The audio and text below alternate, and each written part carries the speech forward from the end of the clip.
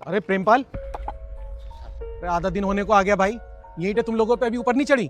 साहब वो क्या करूं, मैं अकेले ही कर रहा हूं। वो बंसी और हरिया तो आज आए नहीं। आए नहीं? क्यों? साहब वो दोनों को उनके घर के पास ही काम मिल गया है, तो वो कह रहे हैं हम नहीं आएंगे अब। अरे यार, यही दिक्कत है तुम लोगों की, काम के टाइम पे धोखा देते हो। साहब वो मैं क्या करूं, वो उनको उनके घर के पास ही 50 रुपये ज़्यादा दिहाड़ी मिल रही थी और 2 के बजाय 3 बार चाय मिल रही थी, इसलिए उन्होंने कहा कि वो नहीं आएंगे अब। सारी गलती ना मेरी है, जो उनका कल हिसाब कर दिया। दूसरों की तरह आधे पैसे रोक के रखता ना, फिर देखता कहाँ भागते सुसरे। कल से आपको 2 बेलदार ज़्यादा बुलाने पड़ेंगे, मैं अकेले नहीं कर पाऊंगा ये काम।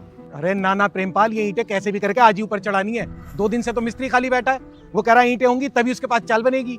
साहब मैं ये सब अकेले कैसे करूंगा? अरे यार, तो फिर ऐसे करना, अपना कोई जानने वाला बेलदार बुला ले, मैं आधे दिन की दिहाड़ी दे दूंगा उसे। साहब मेरे जानने वाले तो सारे बेलदार दूसरी जगह बेलदारी कर रहे हैं, और अभी थोड़ी देर में लंच का भी टाइम होने वाला है, तो लेबर चौक पे भी कोई नहीं मिलेगा। तो फिर ये इतनी सारी ईंटें कैसे ऊपर चढ़ेंगी? तूने तो यार फालतू की टेंशन दे दी मुझे। पापा आपके लिए खाना लाया। और रुक रुक रुक रुक, अरे ये आ तो गया तेरा लड़का, इसे ही अपने साथ काम पे लगा ले। नहीं साहब, वो मेरा बेटा बेलदारी नहीं करता। अरे तो मैं कौन सा इसे परमानेंट बेलदार बनाने को कह रहा हूँ? आज और कल की बात है, इसे साथ मिला के सारी ईंटें ऊपर चढ़वा दे। फ्री में थोड़ी करवाऊंगा इससे काम, पूरे 2 दिन की दिहाड़ी एक्स्ट्रा दूंगा। नहीं साहब, मुझे फालतू दिहाड़ी नहीं चाहिए। मैं अपने बेटे को बेलदारी का काम नहीं करने दूंगा। क्यों? क्या बुराई है इस काम में? और तू खुद भी तो एक बेलदार है।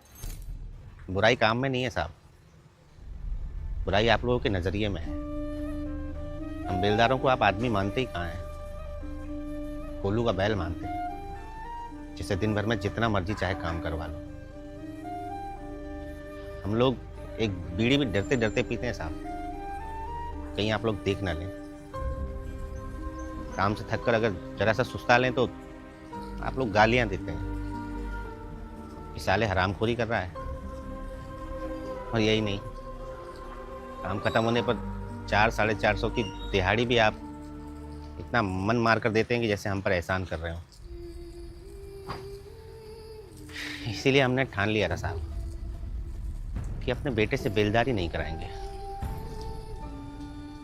चाहे कितनी मेहनत करनी पड़े, कितनी ईंटें उठानी पड़े। अपने बेटे को पढ़ाएंगे, लिखाएंगे, इसे बड़ा आदमी बनाएंगे।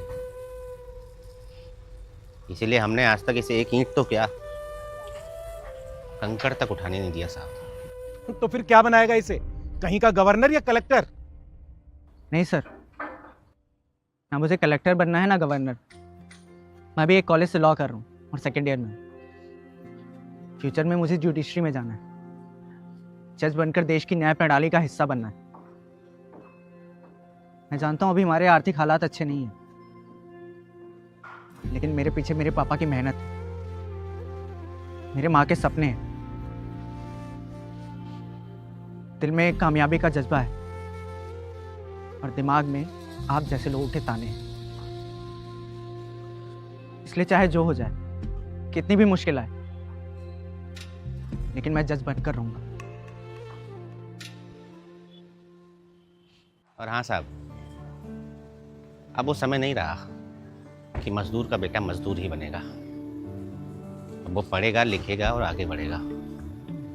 मेरे बेटे को जज बनना है, इसलिए मैं इसकी जज की पढ़ाई करवा रहा हूँ।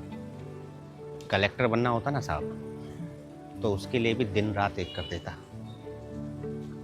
इसीलिए किसी को छोटा बोलने से पहले 10 बार सोच लेना चाहिए साहब। चल बेटा हरीश, नहीं करनी ऐसे मालिक की बेलदारी। अरे प्रेमपाल सुन तो सही,